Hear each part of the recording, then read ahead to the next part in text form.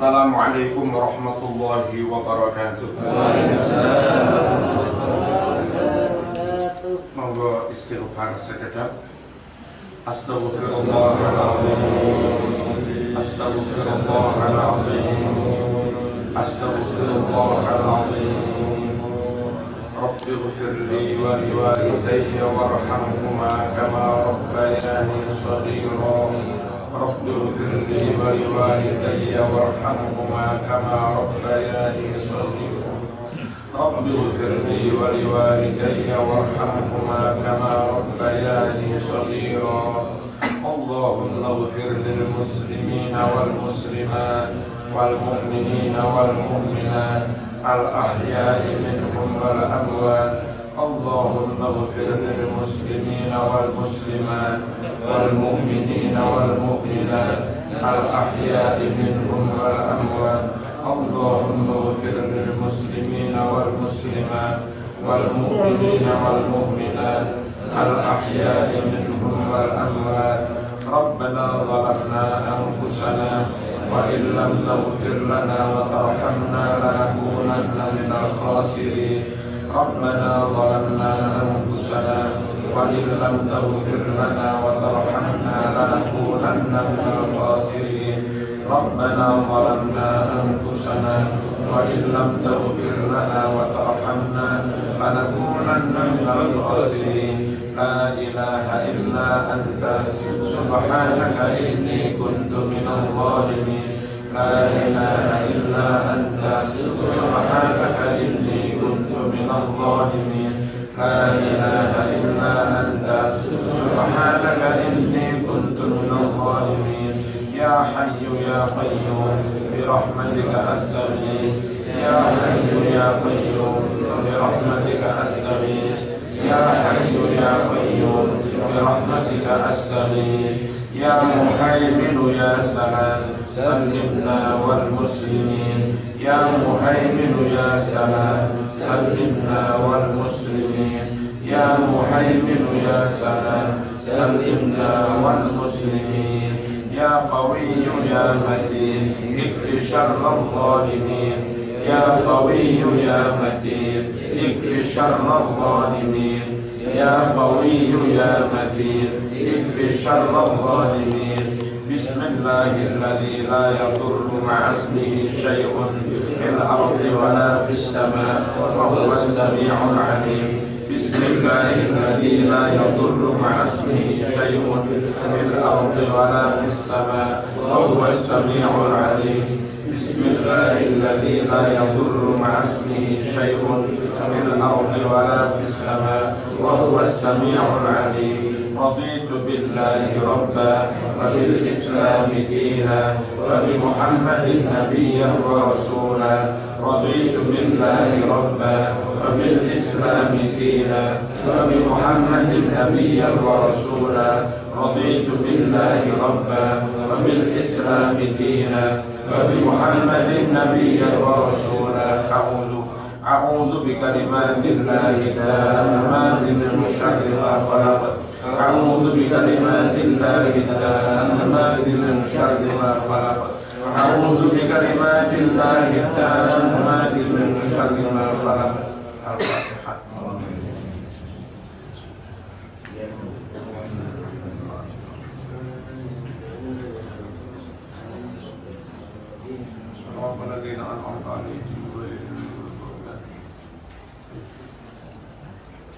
Kepala Kemenak ingkang kula mulyakaken sedaya pejabat, Bapak Kasih, Kepala KUA, Kepala Sekolah, Madrasah nomor setunggal biasanipun sadurunge zuhur sampun dihubungi kali almarhum Pak Irfan. Coba kula nenggo mboten dihubungi.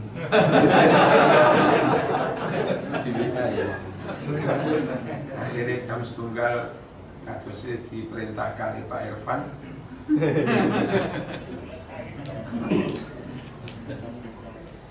Dalam pertama ngaturaken masalah vaksin. Nih, batal apa enggak?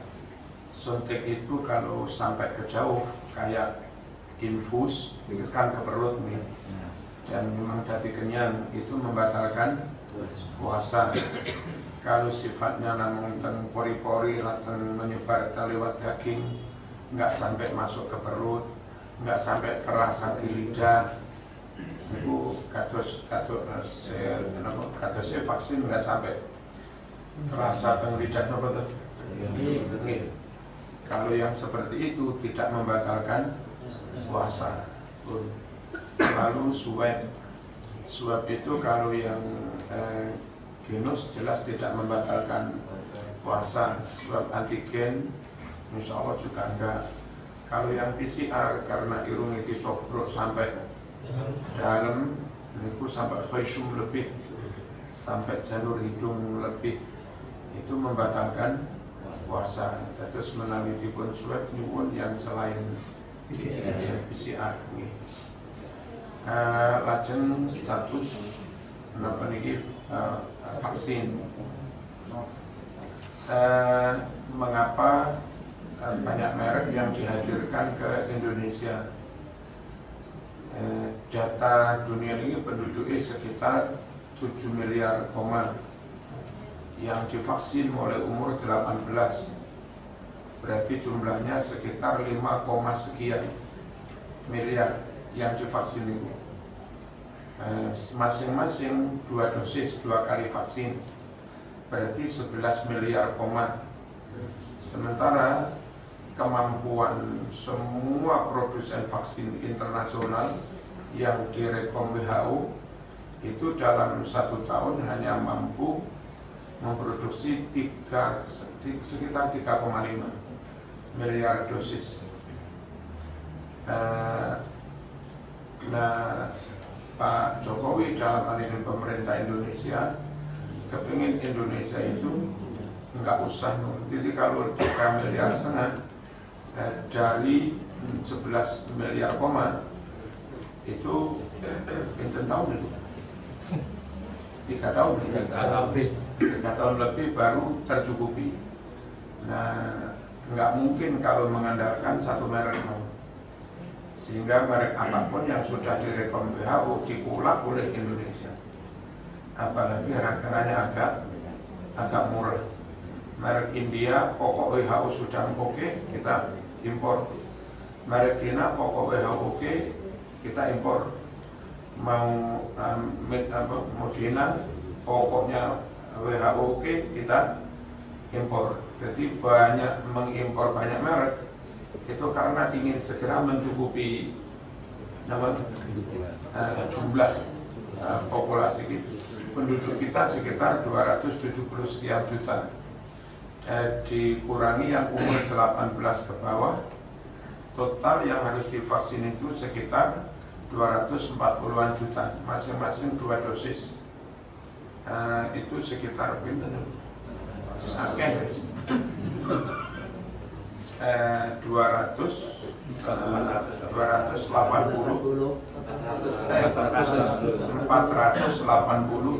juta.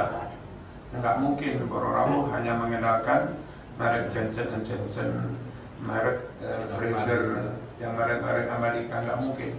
Kapasitasnya enggak mencukupi. Ini yang panjenengan barangkali ada teman nanya sulit dipahamkan.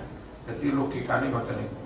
Kami sudah mengikuti Pastor PW penjelasan langsung dari Menteri Kesehatan ketika telekonferensi kali Duta Besar Selandia Baru dan segala macam untuk memastikan jumlah dosis itu. Lalu perkara ada kelemahannya nggak bisa 100%, hampir semua merek juga seperti itu. Yang diunggul-unggulkan mau merek Pfizer yang Amerika, Johnson & Johnson merek Amerika. Saya nonton TV kira-kira 2 atau 3 hari yang lalu, itu di Amerika disuntik dengan merek Johnson & Johnson, 6 orang juga mengalami pembekuan darah. Artinya mungkin karena hormon seseorang dan sebagainya. Jadi kalau itu kadang dialami yang merek AstraZeneca, ternyata juga dialami merek yang lain. Ya, jadi jangan sampai hari itu terus dijadikan alat memprovokasi masyarakat. Lo ini dulu. Jadi jelasnya fair mana apa adanya. Lalu tentang halal haram, Darul Ifta Al-Misriyah menyatakan merek Sinovac, merek AstraZeneca halal. Begitu juga Saudi, Uni Emirat Arab, Kuwait, semua menyatakan halal. Terus MUI pusat itu berselisih pendapat antar orang-orang yang ada di Ifta MUI pusat. Kita tahu ketika seminar Pak Dr. Afifuddin Muhajir menyatakan halal, padahal dia juga MUI pusat. Lalu Ustadz Ma'ruf Khazin, dia ketua bagian FTAK MUI Jawa Timur, juga menyatakan halal. Sehingga di Indonesia untuk halal haram jangan dibenturkan antara NU Jawa Timur dengan MUI pusat. Jadi intern MUI pun juga berbeda pendapat. Jadi konteksnya bukan NU Jawa Timur melawan MUI, bukan. Wong antar MUI juga beda pendapat. Terus tanggal 10 Maret yang dikeluarkan NU Jawa Timur itu mengikhbar, bukan berfatwa. Kita mengikhbar bahwa menurut Darul Ifta Al-Misriyah begini, dengan alasan begini. Menurut Darul Ifta Kuwait, Uni Emirat Arab, Saudi begini. Kita mengikhbar. Kalaupun hasil ikhbar itu beda dengan yang diumumkan MUI pusat, itu bukan benturan antara NU Jawa Timur dengan MUI pusat. Itu beda pendapat antara Darul Ifta Mesir, Saudi, Kuwait dengan sebagian orang yang ada di MUI pusat. Jadi yang perlu kami sampaikan, jangan sampai dikesankan NU Jawa Timur menentang MUI. Kami hanya sekedar mengikhbar. Lalu sedikit memberi penjelasan kepada masyarakat tentang alasan yang disampaikan oleh ulama Mesir. Mengapa andai ada unsur tripsin dari pankreas babi sekalipun, itu tetap bisa dinyatakan halal karena sudah mengalami istihlak atau istihalat. Istihlak itu ketika unsur najis itu hilang, hanyut. Contoh misalnya pun enten badan babi dicemplungin teng Segoro. Nah, jarak 5 tahun hancur, hilang. Nah, banyu teng sekitar titik titik badannya babi itu sudah enggak dihukumi najis, unsur babinya hilang. Nyuwun sewu, pipis sak tetes ditetesnya ning jeding yang sekian kola, mungkin 3 kola, 4 kola, itu kan enggak berubah kan, tetap bening dan seterusnya, enggak najis. Karena unsur pipisnya sudah hanyut, lebur, hilang. Itu namanya istihlak. Putra kula yang Sofi yang di kedokteran itu dulu dengan teman-temannya meneliti di lab, pipis sak tetes rong tetes itu kalau diteteskan di banyu sak timbo, lalu diambil sak desi misalnya, dibawa ke lab, diurai lagi, itu masih diketahui unsur kencingnya.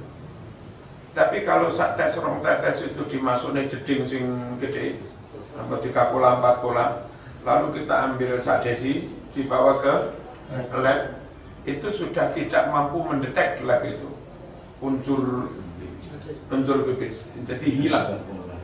Makanya batasnya 2 kola itu, karena di batas 2 kola itulah najis yang hanya titik itu bisa diistihlak. Nabi kok yang ngerti lah batasnya 2 kola. Nabi kok lawan. Nah, niku contoh barang najis dan tingkat najis karena istihlal atau mengalami istihalah. Istihalah itu beralih wujud. Ini Pak Tain Blitar nih kadang nggak ada kolam. Nah, lari-lari kampung, lari santri ngengek teng kolam nih bu. Lele nih lemu-lemu, beramai lemu-lemu. Ini Mbah Ridwan dia menunggu. Oleh kolam mangan lele nih. Padahal diurut asalnya daging lele ini itu kok kotoran.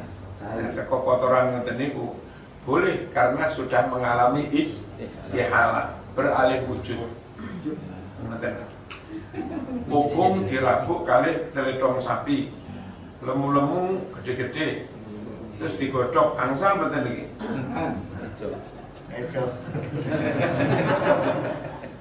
Unsur teledongnya sudah mengalami istihalah, beralih wujud. Sekalipun secara belajar unsur kimiawi kalau diurut ya tetap nemu unsurnya nggak hilang, tapi karena sudah beralih wujud, mengalami istihalah. Nah, proses andai nyuwun sewu benar-benar pakai tripsin, pankreas, babi atau apalah namanya, itu karena sudah mengalami proses alamiah sekian kali, yang nyatanya ketika sudah jadi vaksin, itu unsur itu sudah hilang. Itu imma istihlal wa imma istihalah. Nah, kita yang nggak ngerti begitu-begitu pun manut mawon. Jenenge nggak ngerti derek mawon.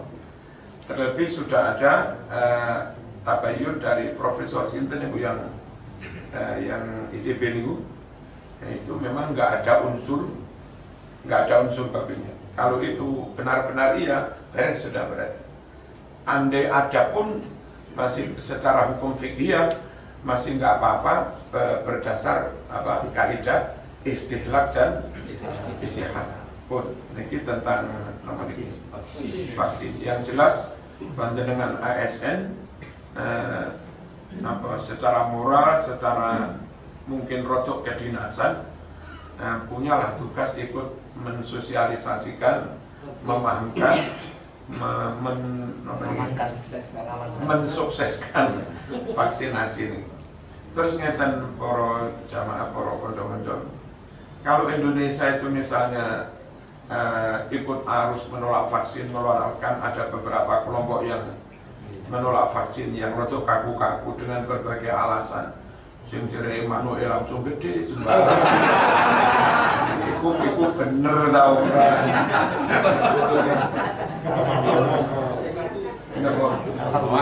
Tapi apa enggak awak gitu. Ujung-ujungnya begini, ke depan kalau negara-negara maju, negara-negara yang ekspor impor itu sudah tuntas menangani COVID, sementara Indonesia dereng, rakyatnya yang belum disuntik masih sekian ratus juta misalnya. Maka nyuwun sewu untuk umroh, untuk haji kita juga diembargoin di boikot, akhirnya kesulitan juga. Dan nyuwun sewu barang-barang produk Indonesia untuk diekspor itu juga jadi kesulitan dengan alasan jangan-jangan mengandung virus. Jadi kalau bisa minimal bersamaan lah. Nah, negara-negara maju internasional selesai vaksin, kita juga selesai, sehingga lancar-lancar mawon ekonominya dan yang lain-lain. Sing repot kelompok yang senantiasa nuntut ekonomi dan ada pemulihan, tapi nggak gelem tidak melakukan langkah-langkah seperti ini. Ya nggak mungkin kita melakukan langkah pemulihan ekonomi tanpa vaksinasi, sebab akan di blacklist oleh WHO. Kalau WHO memblacklist, akhirnya ekspor impor juga susah. Nah, ini mau yang tentang apa nih? Vaksin. Tentang vaksin. Nomor kali kemarin itu di Uniki soal salam. Dalam ini tiang Blitar, tiang Jawa tetap damel rumus sak madiyo wae. ngono yo ngono nanging yo aja ngono.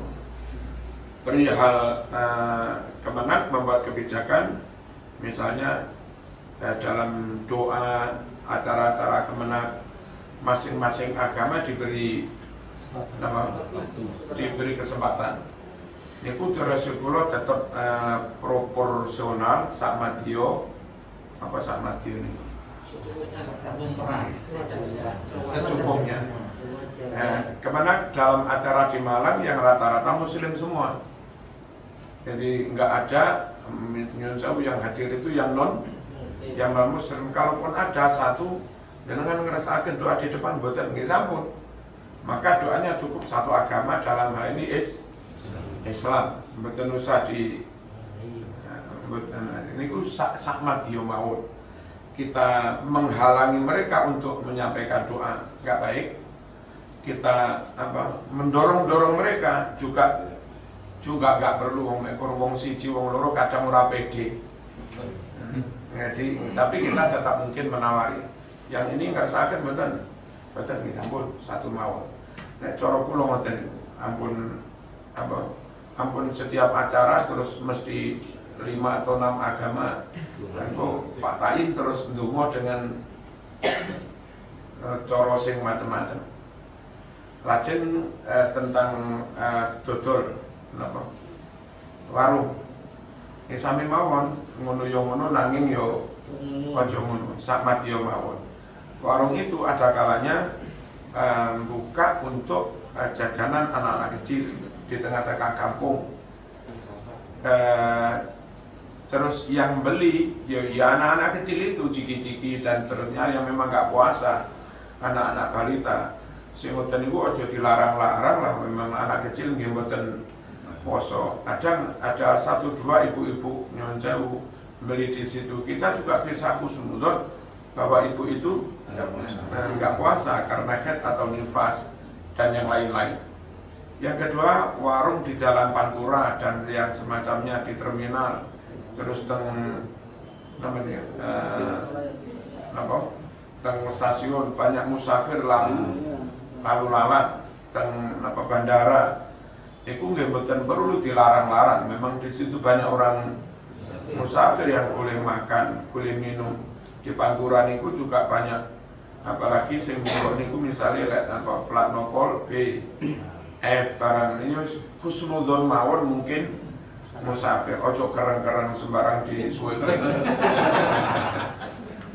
Dimaklumi ngeten lho.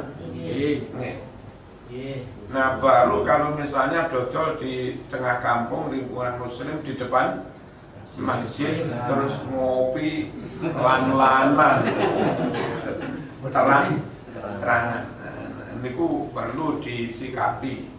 Cara mensikapi mereaksi pun tidak harus umat dibenturkan dengan umat, tidak harus warga dibenturkan dengan warga. Ini bukan negara barbari, ini negara hukum. Sebaiknya kita yang nggak enak dengan itu menyampaikan ke Pak Lurah nopo-nopo, nanti Pak Lurah yang bertindak. Jadi tetap hakim hukumah yang mensanksi, jangan antar warga mensanksi, itu malah jadi tukaran. Kalau kita soal warung jelas nggak? Jelas. Kalau kita saat ini ngaji, niki masalah wawasan Gus Yakut itu kita tahu dia Ansor NU. Di NU yang benar-benar alim itu biasanya yang pondokan, lalu pondokan itu masuk NU lewat LPM, lewat lembaga Basul Masail, lalu setelah lama di situ lama-lama menjadi wakil rois atau menjadi khatib. Terus setelah lama jadi wakil rois, jadi wakil khatib, terbukti kealimannya, kiprahnya, lalu lama-lama dipercaya menjadi rois Suriah. Ya kalau nanya NU yang alim-alim itu yang jalur itu.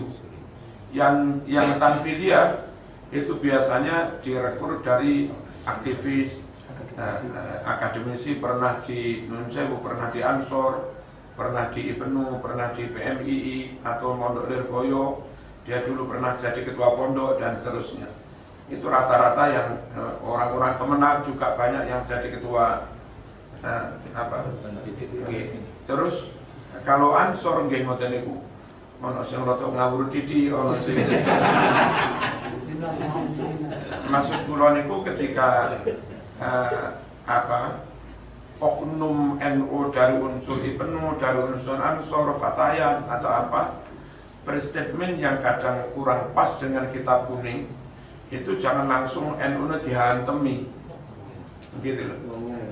Itu orang juga perlu memaklumi itu NU dari jalur yang mana. Kecuali kalau misalnya sekelas Mbah Nawawi Sidogiri, Yai Proso yang di jajaran Suriah atau Yai Anwar Iskandar, Yai Anwar Mansur, aneh-aneh lah mungkin itu yang, tapi nggak akan terjadi aneh-aneh kalau yang kayak begitu itu. Kenapa? Kurang betul ngerti yang kami sampaikan nanti cocok dengan yang di statementkan oleh Pak Menteri apa enggak tentang tawassut wasatiyah. Wasatiyah itu ngeten. Kalau dari sisi ajaran Quran Sunnah mengajarkan wasatiyah.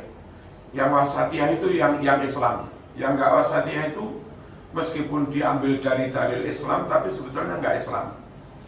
Mulai dari walladzina idza anfaqu lam yusrifu wa lam yaqturu wa kana baina dzalika qawama, itu wasatiyah. Khairul umur awsatuha, itu wasatiyah.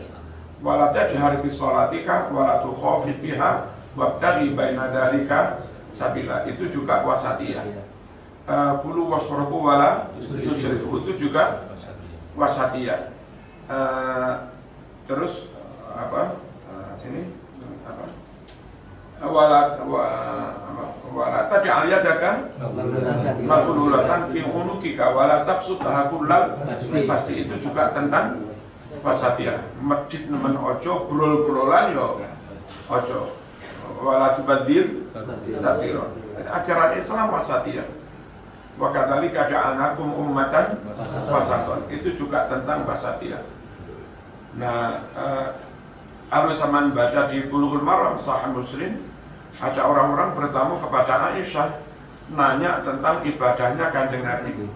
Dijawab, Nabi itu kalau malam kadang sare, kadang sholat, es kesel ya sare, poso, kadang poso sunat, kadang enggak.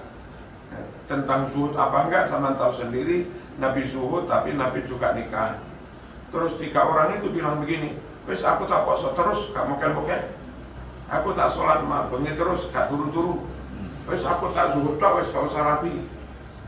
Terus Nabi rawuh, antum alladzina taquluna kadza wa kadza. Emang mau saya ngomongin ini, kamu nukui. Ini loh, soal takwa saya yang paling takwa, tapi bukan berarti lantas sholat terus, gak adik turu, zuhud terus, gak adik rapi, poso terus, gak adik poso, gak adik mokel. Itu intinya Nabi mengajarkan wasatiyah. Orang laisa bi khairikum man taraka dunya li akhiratihi wala akhiratahu li dunya hatta yusiba minhuma jami'an. Itu juga tentang wasatiyah. Rabbana atina fid dunya hasanah wa fil akhirati hasanah, itu juga wasatiyah, tawazun. Nah, dalam kehidupan pribadi yang bisa menjamin kelanggengan itu juga wasatiyah. Kulo niku kepingin akal kulo cerdas pol, dan saya tahu sate niku mengandung nutrisi yang luar biasa, bagus sekali untuk meningkatkan kecerdasan otak. Tapi kalau akhirnya saya hanya fanatik ke situ, senengane sate, mau nggak eling sisi-sisi yang lain, akhirnya mungkin jadi orang cerdas tapi mati. Yang paling bagus, sefanatik apapun sama dengan sate nutrisi, tetap harus menimbang darah tinggimu ya apa, gulamu ya apa, hormonmu ya apa. Akhirnya yang paling bagus ya tetap diambil jalan tengah dalam hal apapun. Dalam berbakti kepada orang tua, ustaz atau siapapun ketemu tadi, wong ini wong tua nih kudu ini bla bla enggak ini harus tahu so gede. Akhirnya karena terlalu terpengaruh itu, bujune malah nggak patek di openi terabaikan anaknya nggih wong tuwa kaya apik. Tapi akhirnya kan keluarga pegatan. Anak juga kurang karit, nggak karu-karuan. Jadi yang paling bagus ya tetap wasatiyah. Nyun sewu, sampean cintane ning bojomu nemen sampai lali ning anak, salah. Sampean sayang ning anak kol sampai lali nang mbokne, salah. Nah, wasatiyah model Indonesia jadi seperti ini. Itu jalan tengah, ijtihadnya para ulama. Kita full memikirkan kepentingan nasional, nasionalisme, patriotisme, sama sekali nggak mikir agama, bahkan sering nabrak rambu-rambu agama demi kepentingan nasional. Nyun sewu, alasannya negara ini harus aman, harus berdaulat. Ulama ditabrak, agama ditabrak, seterusnya. Itu nanti akhirnya juga nggak aman. Jadi pemeluk agama dalam jumlah besar yang sering disakiti ini kan lama-lama juga membangun kekuatan untuk melawan pemerintah. Akhirnya juga kisruh. Ya, nasionalisme kenemenan itu juga memancing kekisruhan. Dakwah, jihad, taklim, kenemenan itu juga memancing kekisruhan. Yang paling pas ya tetap wasatiyah, ngono yo ngono, nanging yo aja ngono. Gus Dur itu pernah ditanya, Gus, apa bukti kehebatan ulama-ulama, maksudnya ulama Jawa? Itu Borobudur itu. Mana aneh jawabin ngomong yo bingung. Bukti kehebatan ulama Borobudur. Ternyata pola pikirnya Gus Dur itu begini. Dulu Jawa itu mayoritas Hindu-Buddha. Nah, betapa sakitnya pendeta-pendeta Hindu-Buddha itu ketika wali-wali, ulama-ulama bisa mengambil alih merogoti umat. Dari mayoritas Hindu-Buddha beralih mayoritas Islam. Nah, kiai-kiai ngerti tokoh-tokoh Hindu tentu loro supaya loro nggak terus tambah loro, maka terus kami berkomitmen nggak akan merusak simbol agama sampean jenenge candi. Niku dalam rangka ben nggak loro nemen-nemen tepo seli ngono yo ngono nanging yo aja ngono. Yang kedua, kalau di sini ada candi, di Bali itu ada wali pitu. Nah, kiai-kiai berpikir piye carane wali pitu di Bali yang di daerah Islam yang minoritas aman-aman saja. Lalu ijtihadnya ulama-ulama Jawa, asal kita berkomitmen candi-candi itu di Jawa aman-aman saja, kita juga akan yakin bahwa wali pitu di Bali juga akan aman-aman saja, baik-baik saja. Dan ternyata benar Bro Rawuh, Magelang, Jogja, umat Islam, ulama-ulama nggak merusak candi ini sedikit pun. Itu ternyata membuahkan sikap positif di Bali. Di Bali ini apa sing Joko apa jenenge? Calang. Satunya. Sing nyekel kunci lho. Nah. Ya, sana juru kuncinya wali pitu dia orang-orang Hindu yang mengamankan juga pecalang-pecalang Hindu itu. Jadi berpikirnya kiai-kiai kita berpikir karambol ini koyok-koyok kita mengamankan candi, tapi sebetulnya yang ingin diamankan itu wali pitu, makam wali pitu yang ada di Bali itu. Gitu. Ini lagi-lagi itu juga hasil positif dari praktek wasatiyah. Ngono yo ngono nanging ojo. Andai kita harus pol-polan, ayo dihabisi pisan. Entek pisan.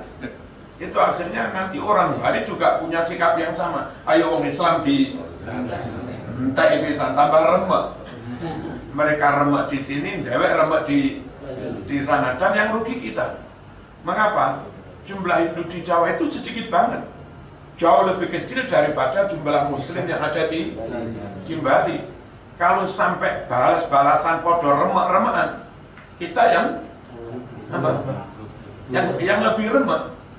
Jumlah candi di Jawa itu lebih sedikit daripada jumlah masjid yang ada di Bali. Itu nyuwun sewu, wasati ya, ngono nangi ngono. Terus pelaksanakan tatbiqul ahkam asyariyah, kisos dan segala macamnya. Itu nyuwun sewu, diingkari salah nyata-nyata hukum Quran, terus diterapkan membabi buta juga terjadi mudorot. Mudorotnya di mana? Tidak semua wilayah itu mayoritas Muslim. Yang mayoritas Muslim itu tidak semuanya Muslim santri. Banyak wilayah mayoritas Muslim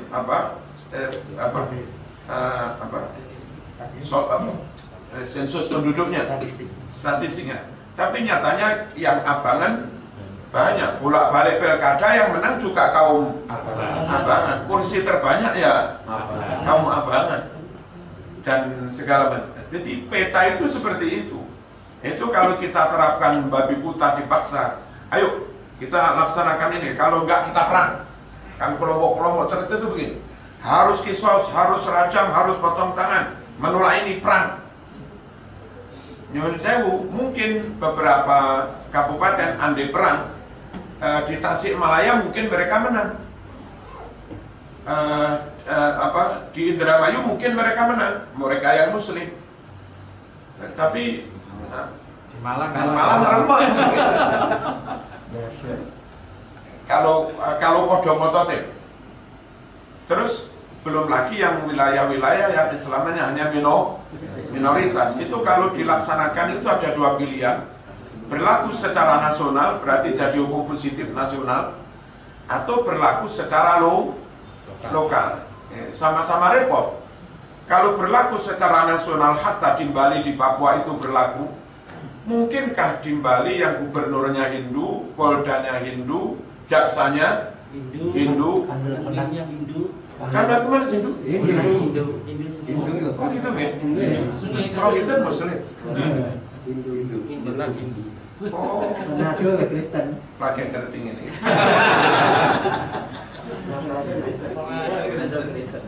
Enak, udah. Hakimnya mungkin juga Hindu. Lalu membaca amar putusan, dilalah sing kena potong tangan ini camat soleh. Hakimnya Hindu. Bismillahirrahmanirrahim. Alhamdulillahirabbil alamin. Merujuk kepada surat Al-Maidah, qala Allah Ta'ala. Jadi lucu. Nggak mungkin kalau itu dilaksanakan secara nasional, karena banyak wilayah-wilayah yang mayoritas non-muslim, pejabatnya juga non-muslim. Bagaimana kalau wilayah non-muslim itu dipaksa pejabatnya muslim? Dia berontak. Rakyatnya yang mayoritas Hindu nggak terima kalau gubernurnya dipaksakan non-Hindu. Jaksanya macam-macam dipaksakan. Akhirnya timbul instabilitas. Yang itu nggak dikehendaki Islam juga. Jadi berlaku secara nasional nggak mungkin. Berlaku secara lokal juga jadi aneh. Di Bali nggak berlaku hukum Islam, di Banyuwangi berlaku hukum Islam. Di Bali nggak ada potong tangan, di Banyuwangi ada potong tangan. Ini nyuri di Banyuwangi, nanti mau dipotong tangan. Melayu neng Bali jajar. Nah bagaimana para orang? Kalau kebijakan ulama-ulama dari dulu tetap diajarkan tentang hukum syara itu, bagaimana munakahah diajarkan, muamalah diajarkan, jinayat juga tetap diajarkan. Sampai sekarang kita ngerti rinci-rinci hukumnya masalah jinayat seperti itu. Siapa tahu suatu saat karena dakwah itu benar-benar berhasil, terus mayoritas rakyat yang terwakili oleh DPR sudah menerima itu, jadi undang-undang, ilmunya nggak hilang. Kalau itu sudah nggak usah dilaksanakan, nggak usah dipelajari, itu terlalu ekstrim. Kalau nggak dipelajari 150 tahun ke depan, ternyata bisa dilaksanakan dan nggak ada kader Islam yang mengerti itu, ya repot juga. Sekarang dipaksakan membabi buta juga nggak benar, diingkari juga nggak benar, dihilangkan juga nggak benar. Nah, jalan tengahnya ya tetap dipelajari, diyakini kebenarannya sambil berikhtiar. Dan menurut saya NU nggak pernah mengingkari hukum Islam itu. Sak moderat-moderatnya ulama NU, tokoh NU itu kalau khutbah kedua nggak lali ndonga mesti begini. Waj'al baldatana Indonesia hadhihi baldatan thayyibatan tajri fiha ahkamuka wa sunnatu rasulika. Malah tak tambahin ala thariqatin Nahdlatul Ulama. Artinya cita-cita itu tetap ingin, keinginan itu nggak hilang. Hanya caranya halus kalau NU itu. Sementara yang lain itu nggak gelem tabrak. Dan kalau NU pakai cara-cara itu, akhirnya NU akan bernasib sama. Kelompok yang kaku-kaku seperti itu sejak dari dulu Masumi hilang. Lalu ada lagi kelompok kaku seperti itu, HTI juga hilang. Lalu tempo hari ada kelompok kaku seperti itu juga hilang. Mereka itu hilang, Islam nggak rugi. Kenapa? Mereka itu beda dengan NU dan Muhammadiyah. NU Muhammadiyah itu berdiri sejak sebelum Indonesia merdeka, ikut membidani kemerdekaan Indonesia. Atas dasar jasa besarnya NU dan Muhammadiyah, maka negara itu memberi hak kepada NU dan Muhammadiyah untuk resmi memiliki aset. Jadi NU dan Muhammadiyah itu hampir mirip-mirip negara. Ada aset milik negara, ada aset milik NU dan Muhammadiyah. Wakaf pun biasanya ditawani dari NU, nopo dari Muhammadiyah, nopo dari Kemenak.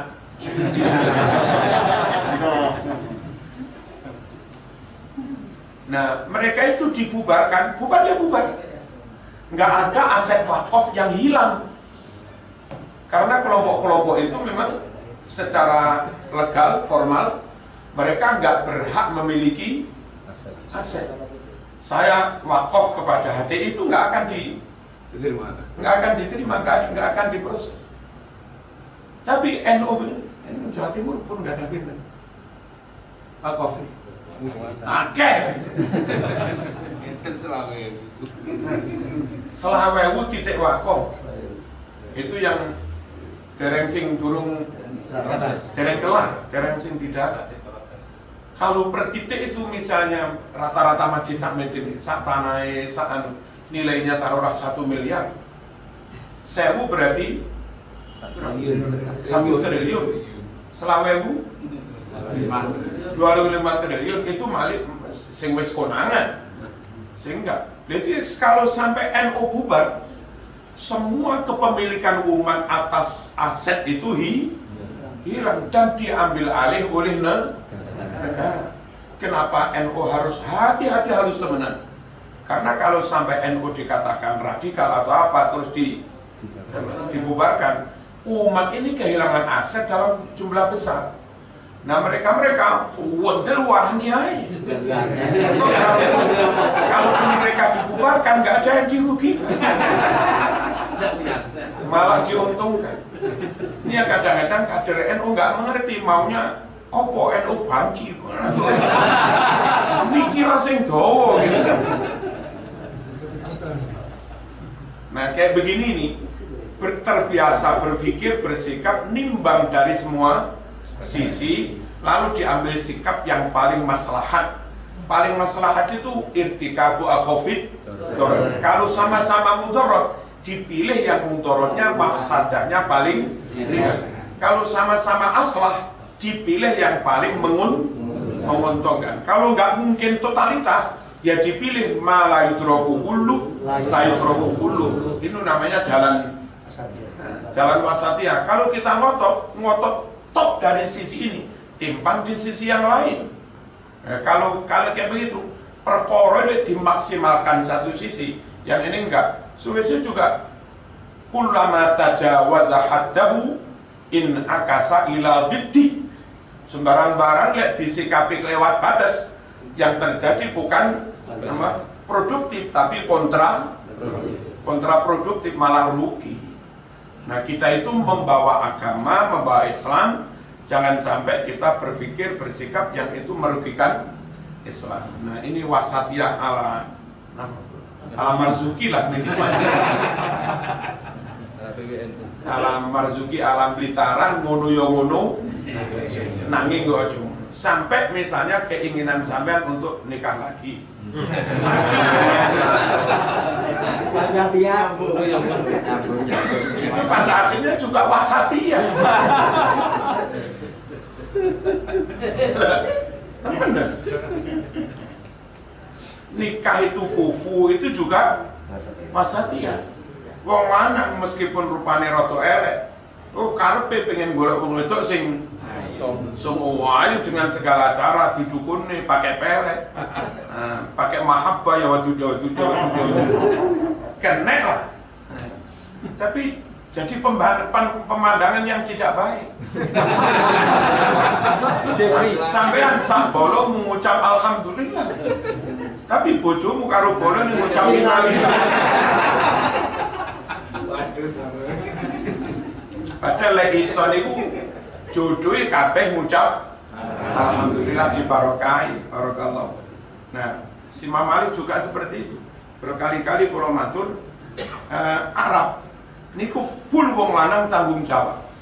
Sana biasanya mas kawin sekitar di atas 200 juta. Belum sanggarnya. Lamaran itu yang harus dibawa itu macam-macam juga. Nilainya ratusan juta. Jadi wong Arab lek nggak sugih rawani rapi. Kok ono wong Arab rapi berarti pancen wis sugih. Nah, krono wong lanang Arab ki omahe Dek, iki kuncine mobile, ki modale mas kawin, wis ratusan juta. Beres semua. Ande 2 tahun lagi, 3 tahun lagi rapi maneh Aman. Nah, saya Pak Tain itu bonek ya? Insya Allah semuanya bonek Pak Sodik berat. Tambah. Sing lanang melarat, sing wedok melarat. Dilalah api wong wedok Jawa. Dirabi cah melarat itu yo. Mas kawinnya ya murah. Durung iso belanjani yang terima. Dilalah masyarakat ya pengerti. Iki sing rabi iki cah melarat, ayo bowo. Di Arab nggak ada bowo, nggak masalah, mau mantene wis sugih. Lah niki nek gak ono bowo ya bubar. Lah modal titik dari hasil bubuan sebagian kayak nyaur utang. Kan itu terang-terangan. Sebagian dari orang awam kayak modal kerja iki piye kayak wong wedok Jawa mestine ndi Mas belanjane wajib teman pola ta'ala kan. Tapi wong wedok Jawa enggak ngono kuwi. Ya kok Mas wis ngene dilakoni barang ae. Kan yo dodol bakso nggih kok. Dan itu berbagi tugas. Sing lanang sing nyurung, sing godhog sembarang, sing wedok. Berbagi tugas. Itu wong lanang budal, wong wedok nang omah sing nyusu anake umbah-umbah satunggalan. Wong wedok Jawa ngono kuwi. Trimo dijak soro rekoso kepanasan kudanan matun ngarit satunggalan. Nangge. Dan dilalah setelah 15 tahun iku yo hasil sukses. Wis duwe omah, duwe tuku Avanza satunggalane. Barang rotok sugih wong lanang kadang kuman ayane.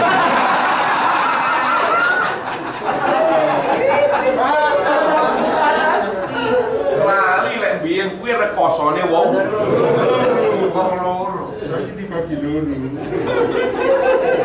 Alasannya sunah Rasul. Alasannya sunah Rasul. Sengetop apapun ke tamasuk sampean pada Quran Sunnah. Qala ta'ala ya, fankihu ma tabarakum minan nisa satunggalane. Sengetop apapun sampean dari sisi itu, sampean juga kudu eling masa lalu. Ngoten.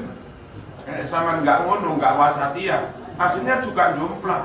Hak saya, ini dalilnya. Akhirnya rapi tenan. Nah, terus barang rapi tenan, bolak balik sing numpak Avanza iku bojo sing rame lok nyambut gawe. Dimulyakno. Koyok ngetop dalam hal tamasuk dengan Quran, matna wa thulatha wa ruba'. Tapi timpang dalam menjaga rasa, nyun sewu dalam melakukan bagaimana matna itu adil. Enggak tuwek sering jadi kalah. Sekali lagi syarat nggih, tapi rasa nggih. Kiai-kiai Jawa niku mboten purun, beragama itu hanya pakai dalil tok, tapi juga pakai rasa ngeten iki. Terakhir kadang ten perumahan enten ustaz napa-napa cek egois ngeten. Iki tanah-tanahku dhewe. Arep tak bangun 5 lantai hak-hakku dhewe. Nah, dia nggak ngerti kalau tonggone iku jedinge durung ana atape. Tonggone durung iso bangun atap jeding adus blak-blakan dhuwur.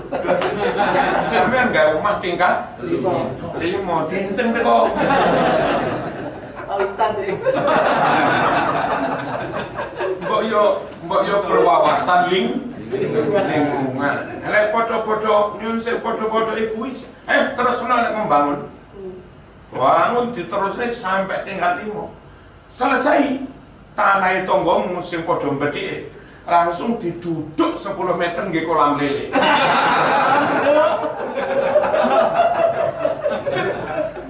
Ketika ganti tonggone protes, iki piye kok mau duduk? Engko mak boleh ambruk. Gak urus iki tanah-tanah.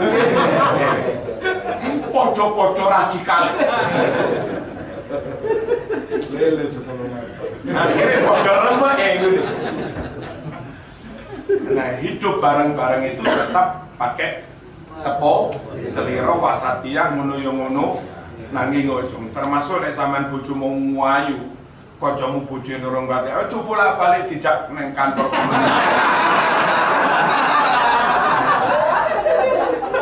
Cocok. Iki golek perkara.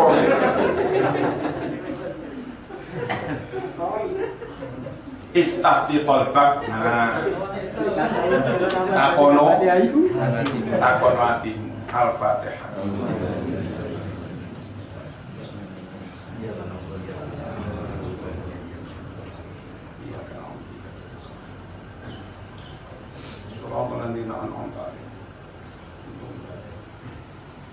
Alhamdulillahirabbil alamin. Allahumma shalli wa sallim ala sayyidina Muhammad wa ala ali sayyidina Muhammad.